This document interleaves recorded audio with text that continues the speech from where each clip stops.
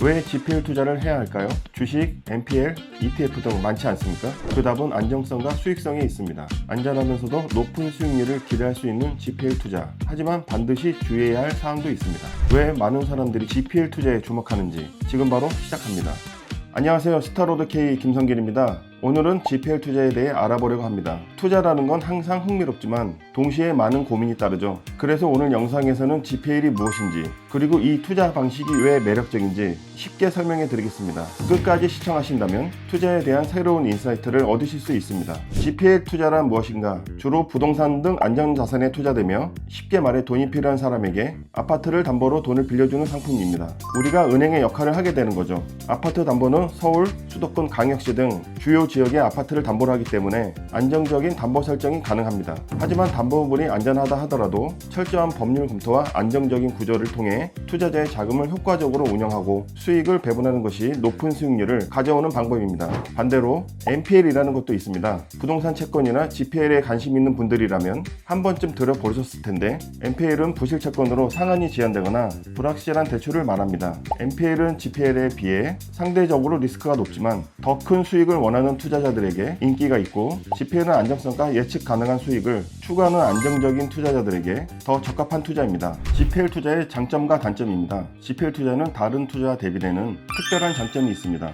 첫째, 높은 안정성입니다. 위에서 말씀드린 것처럼 안정적으로 대출 상환 가능성이 높은 프로젝트를 선별하여 투자를 하기 때문에 투자 리스크를 최소화할 수 있습니다. 저는 시세를 보수적으로 판단하고 채무자의 자금력을 파악하며 기타 다른 재산 여부를 파악하는 등 GPL의 상품 기준을 가지고 프로젝트의 안정성과 수익성을 검토합니다. 또한 질권 설정을 통해 투자 리스크를 최소화하고 있습니다. 둘째, 꾸준하고 고정적인 현금 흐름입니다. 이 점은 변동성이 큰 주식시장과 차별화된 장점입니다. 주식이나 ETF 등은 시장 상황에 따라 변동성이 크지만 GPL 채권의 경우는 프로젝트 진행 사항에 따라 정기적이고 고정적인 현금 흐름으로 투자자들의 수익을 예측할 수 있습니다. 셋째, GPL은 본업에 영향을 주지 않습니다. 주식을 투자하면서 업무 시간임에도 주식이나 코인 차트를 보신 적이 있지 않으신가요? 예측 가능한 수익을 발생시키고 채권자가 스스로 모니터링하지 않아도 돈이 스스로 일하는 구조이기 때문에 투자자들은 자신의 본업에 집중할 수 있습니다. 그렇게 투자자는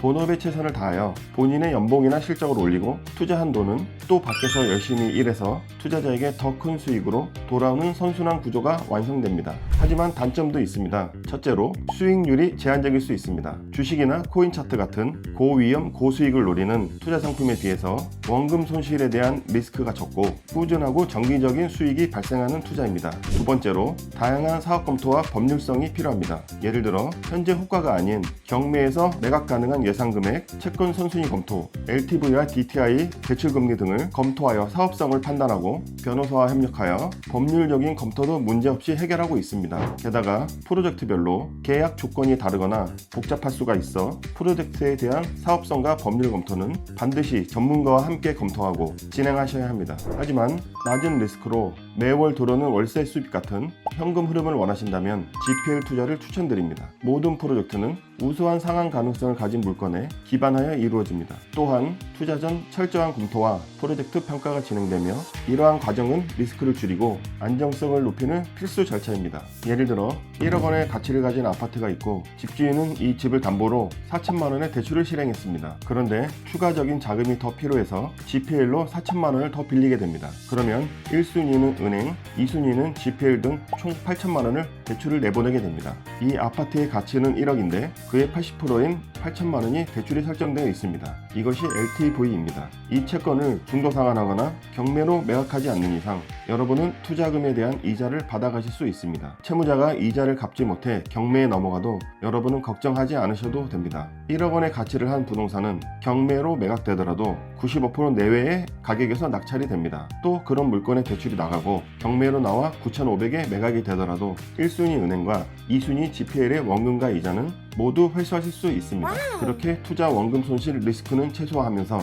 안정적으로 수익을 발생시킬 수 있습니다. 또한 GPL 투자는 투자 대상이 주로 부동산 같은 안전자산을 통해 이루어지기 때문에 외부 시장의 변동성에 강한 면모를 가지고 있습니다. 예를 들어 1998년 IMF나 리먼 브라더스 사태와 같은 극단적인 경제 위기가 오지 않는 이상 손실을 볼 위험성이 극히 적다고 판단합니다. 오늘은 GPL 투자에 대해 살펴봤습니다. 안정적이고 신뢰할 수 있는 투자 방식을 찾고 계신다면 GPL은 후회 없는 선택이 될 것입니다. GPL 투자에 대해 더 궁금한 점이 있으시다면 댓글로 남겨주시고 영상이 유익하셨다면 좋아요와 구독 부탁드리겠습니다. 여러분의 성공으로 가는 길 스타로드 K 김성길이 응원합니다. 감사합니다.